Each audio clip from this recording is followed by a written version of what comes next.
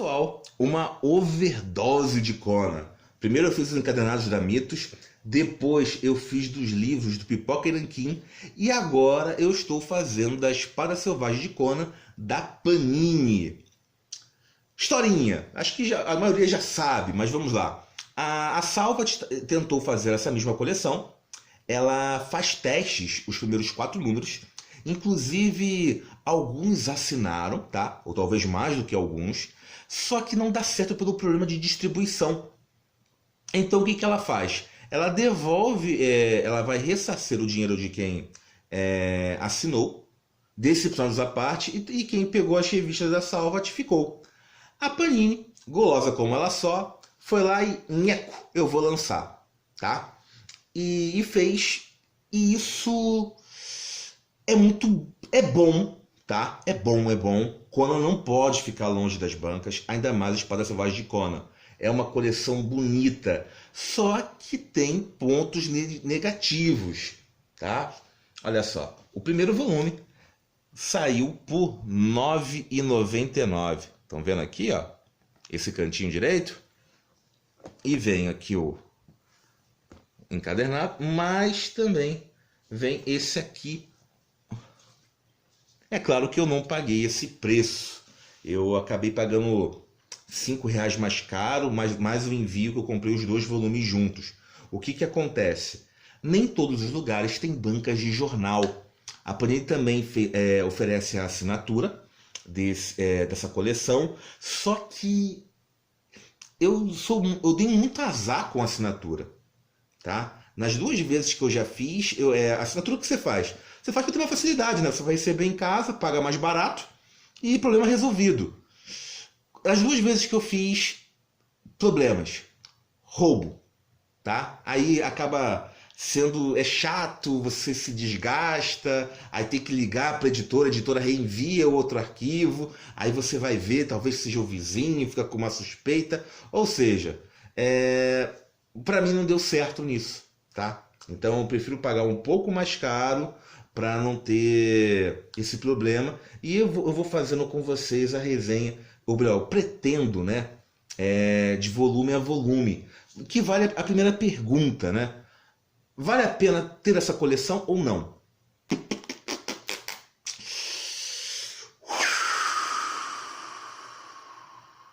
Pontos positivos e pontos negativos? Fazer aquela listinha. Para começar, essa coleção não é perfeita. A Panini ela fez as suas paninadas, as suas cagadas.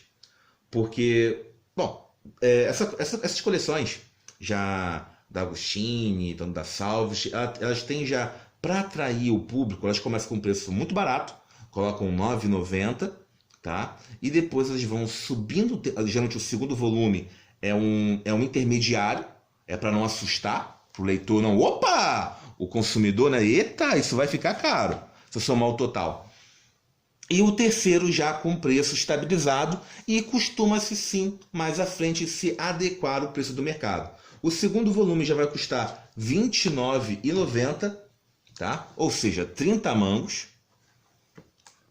E o terceiro ele já vai para R$ 50, R$ 49,90, tá? E vai ficando isso. Se você calcular 70, olha quanto dinheiro você vai gastar. O papel, essa aqui é a minha crítica, ele não é um colchê. São 3 problemas. A escolha do papel, os arquivos, eles estão... Ora aparecem eles muito brancos, olha só, como o Barry Windsor Smith, ele está desenhando, está muito esbranquiçado, tá? E o terceiro, e já um problema recorrente, são os malditos erros ortográficos da Panini. Tem um erro aqui gritante, e é gritante não pelo erro em si, mas pela repetição. Porque o que a Panini ela fez? Ela pegou os arquivos da Salvat e ela simplesmente imprimiu sem um revisor. Oba, tá feito! E o arquivo já tinha sido apontado como erro. Ela foi e colocou. Isso para uma editora para profissionais é ridículo, tá? Ainda mais pelo preço que você cobra numa coleção. Então, dona Panini está errada. Está errada pelos preços que se cobram e está errada pelos serviços que prestam. E o que acontece? A Panini pegando Espada Selvagem de Conan, ela está fazendo, ela já tem um monopólio, ela está estendendo esse monopólio. Porque, olha só, estamos com Marvel, estamos com DC, estamos com um derivado da DC ali, que acaba saindo que é a Vertigo, que só a Vertigo, os títulos dela, fariam qualquer editora no Brasil já se bancar e vender muito bem, tá bom? Então nós temos Turma da Mônica, agora temos também o The Walking Dead, pela própria HQM, que foi assim altamente incompetente, mas teve lá o seu ouro, se ela soubesse levar, e a Panini foi lá e me dá a mesma coisa que foi com a Espada Selvagem de Conan. A Salvat começou a tropeçar com seus próprios pés, é um grande título, vai vender muito, precisa de uma distribuição em bancas e também para fazer assinatura, não soube levar isso. E temos também aí a Disney também está entrando, fora ali de brinde, os álbuns de figurinhas. Culpa a competência? Não. Mas, olha só, imagina a Espada Selvagem de Conan sendo tutelada pelo Pipoca e Nanquim. É claro que atualmente eles não têm essa estrutura, tá? Até mesmo para distribuir de bancas, os custos de imagem, mas eu te garanto que o produto em si, o recheio que importa para o consumidor, iria ficar com uma ótima qualidade.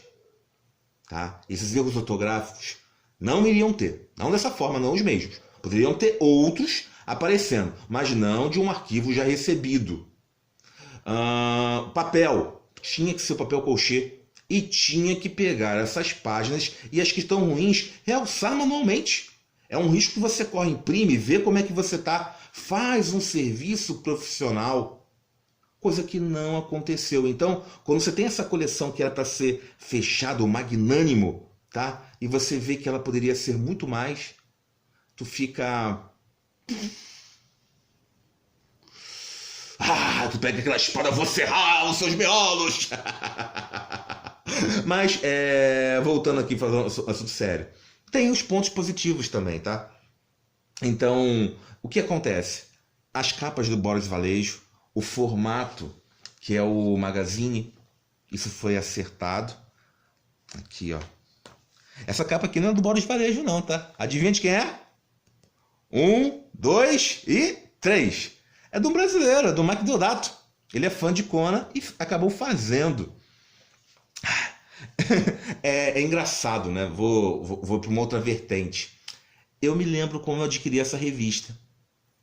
Eu era moleque, eu saí do cinema. Engraçado que eu não me lembro do filme. Mas eu lembro que eu queria pegar uma revista. Aí eu acabei pegando essa. Eu achei estranho, porque era preto e branco, grande, dobrava fácil, né? Mas eu me maravilhei com o Conan. Inclusive é um desenhista que ele não recebe assim não tantos créditos, tá? Eu acabo me amarrando. Que é o... Ele tem um nome complicado. É o Gary Kiwopski. Deve ser judeu. Aí vai ver, o cara é italiano. E é o Charlie Dixon, tá? Ele roteirizando. Mas é um Conan assim, muito como eu imagino. Mas voltando para cá, isso aqui a gente vai ver bem lá na frente. Isso aqui é nata da nata do Conan. Tem... O Roy Thomas, ele tá roteirizando. Aí ele vai pegar a Marvel lá dos anos 70. O que tem de bom de roteiristas e desenhistas, ele vai juntando. E o Conan, ele vai sendo prestigiado número a número. Quem desenha nesse primeiro volume aqui no início é o Barry Windsor Smith. Ele... Até acho que eu pronunciei esse Windsor errado.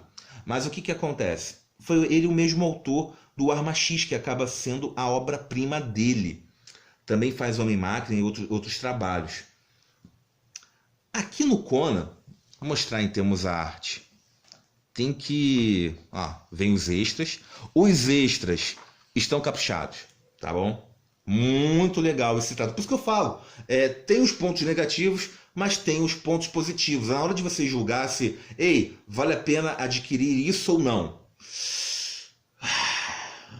vão atacar teu coração, entendeu? Como é legal, é uma coleção magnífica. Se você não for adquirir essa, vai ter que pegar a antiga para ela comprada deve estar uma caristia ou uma dificuldade para você juntar tudo em sebo e vai estar com uma e essa aqui tá à mão. Tem defeitos? Tem, mas é o que se tem. Aí o que eu vou ficar chateado é se mais à frente isso tem chance de ocorrer, tá? O que a Panini ela faz? Ela vai me lançar uma outra coleção dessa com esse mesmo material, com formato diferente, com o papel de qualidade. Aí reforçado com os arquivos ali remodelados.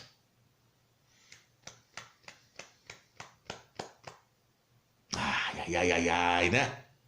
Ai, ai, ai, ai, ai. Mas é o que tende. Aí o que acontece? Esses arquivos, o Barry Windsor Smith, ele tá aqui no começo, tá fazendo assim até um... Não é o Conan que nós conhecemos, tá muito delicado, entende? Até o Conan lá do início da Wade Tales e tudo mais, não é o Conan que nós conhecemos nas capas. O Conan ele veste aquele calção de pirata, ele não vai usar aquela tanga. Não é o Arnold Schwarzenegger. Você tem que relativar. Então ele vai tentando seguir as formas ideais. Aí você olha aqui o traço ao redor, o desenho mesmo, é um desenho bonito, tá? Só que a inspiração dele em termos do Conan causa essa estranheza. Mas aqui, ó, olha só, não tem como dizer que isso aqui é feio. Mas quando você compara pelos traços antigos pela moça, que é para ser estonteante, você sente o efeito lá da época que o quadrinho foi feito.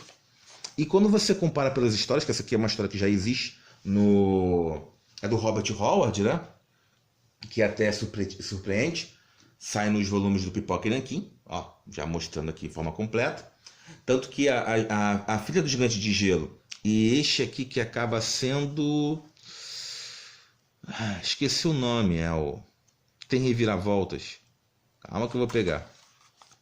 É a Cidade dos Condenados. A Cidade dos Condenados, ela não tá nem no segundo volume, mostrei errado. Ela tá no terceiro, tá bom? É esse aqui, ó. Então, ele realmente te surpreende. Aí depois tem algumas histórias que ele vai entremeando, o Roy Thomas, que ele vai tentando ter assim a mesma coisa que o Kurt Busiek que ele teve. Entrar na mente do Robert Howard e criar histórias iguais, na mesma psique. Só que ele não começa já mandando bala, ele vai fazendo de formas assim esporádicas curtas e vai tendo ruídos, tá? Os desenhos, essa aqui se não me engano já é o Gil Kane. Tá um pouco mais próximo, mas olha só esse branco de novo. Se incomoda, ó. São os arquivos que a Panini gulosa quis pegar. As histórias em si, os volumes que vão aparecendo são fantásticos, tá? Eu acho que é o melhor trabalho do Conan, tá? A longo prazo, são muitos anos, mas eu gosto muito da fase da Mitos do Kurt Busiek. Eu acho que é atual, ele é aquele colorido pintado, mas nem tudo dele é bom, como eu já falei em outros vídeos. Mas essa coleção aqui é esplendorosa, tá? É esplêndida. E a capa tá bonita. Podia ser um pouquinho melhor? Aí ia ser um exigente. Podia, mas o preço aí ia melhorar. Você podia colocar aqui o tato, mas esse não é detalhe. O que realmente incomodou foi os arquivos estarem esbranquiçados. Tinha que realçar nesse momento que fica, você tinha que mexer ali manualmente. Outro, o papel, senti muito isso, ser chato, mas tinha que ser pelo tipo de coleção colchê e os malditos erros ortográficos, tá? Tirando isso, é uma coleção legal, é muito legal, tá? Tá aqui, olha só que capa bonita. Eu só vou mostrar um erro aqui que acaba incomodando. É aquele tipo de coisa que você fica, não ligo. Aí depois que você fica batendo, fica com tipo uma carne do dente. Ó. Estão vendo? O Segredo do Rio da Morte.